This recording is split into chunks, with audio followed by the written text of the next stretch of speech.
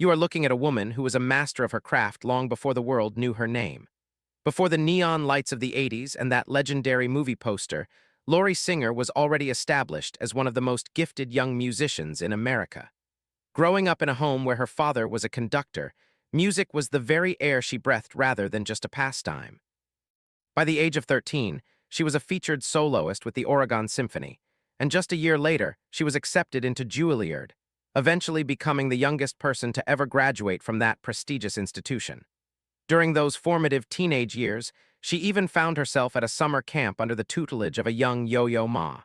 So, what exactly happens when a literal prodigy with that kind of elite discipline decides to step into the whirlwind of Hollywood? Let us pull back the curtain and see where that journey led. Her transition into acting began with the television series Fame, and it is crucial to understand that her casting was anything but random. She took on the role of Julie Miller, a cellist and dancer, a part that was crafted specifically to showcase her actual real-world abilities. From the very start, her life as a performer and her life as a musician were inseparable.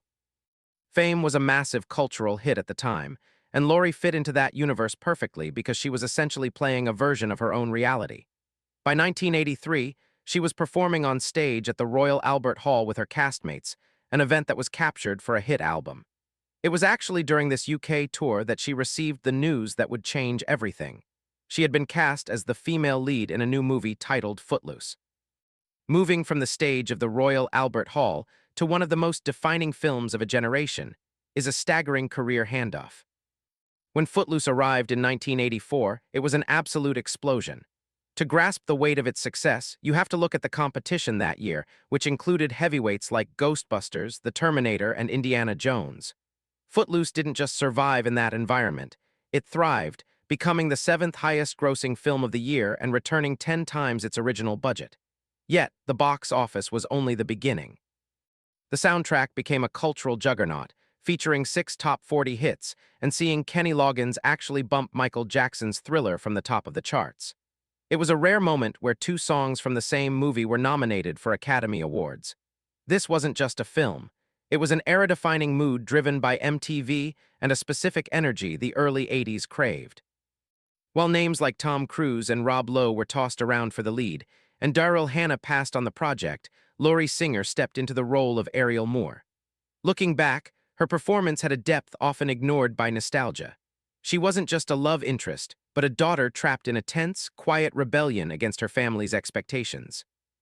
Following that massive success, Laurie made a very intentional pivot towards serious drama. Instead of cashing in on more teen movies, she chose The Falcon and the Snowman, a gritty espionage piece starring Sean Penn. This move signaled that she wanted to be taken seriously as a dramatic artist.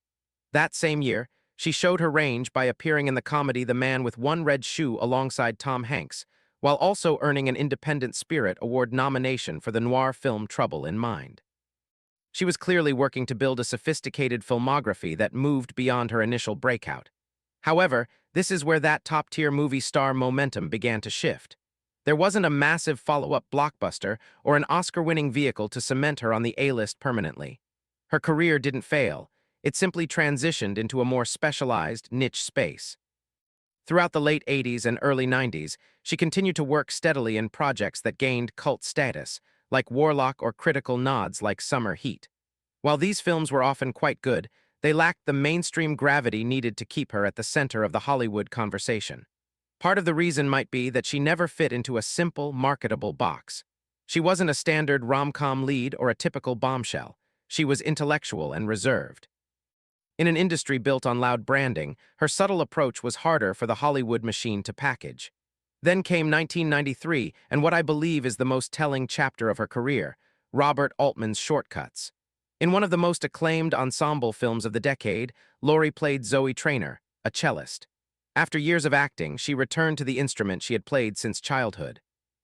It was a moment where her 2 worlds finally merged, and shortly after this high-water mark, her presence in Hollywood began to fade.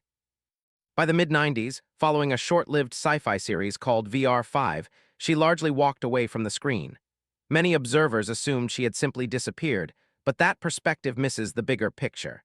In 1997, she appeared in a film series centered on Yo-Yo Ma's performance of Bach's cello suites. Decades after attending his camp as a girl, she was now performing beside him as a peer. By 2008, she was back on stage at Carnegie Hall, performing a world premiere as a featured soloist. This wasn't a former actress picking up a hobby. This was a world-class musician reclaiming her original identity. She even transitioned into producing, helping lead the documentary Me Maxima Culpa to multiple Emmy wins and an Oscar shortlist. So what is the real story of Laurie Singer? She was a prodigy who conquered Juilliard, beat out the biggest names for the most iconic roles of the 80s, and delivered award-winning dramatic work, only to return to the discipline that first defined her.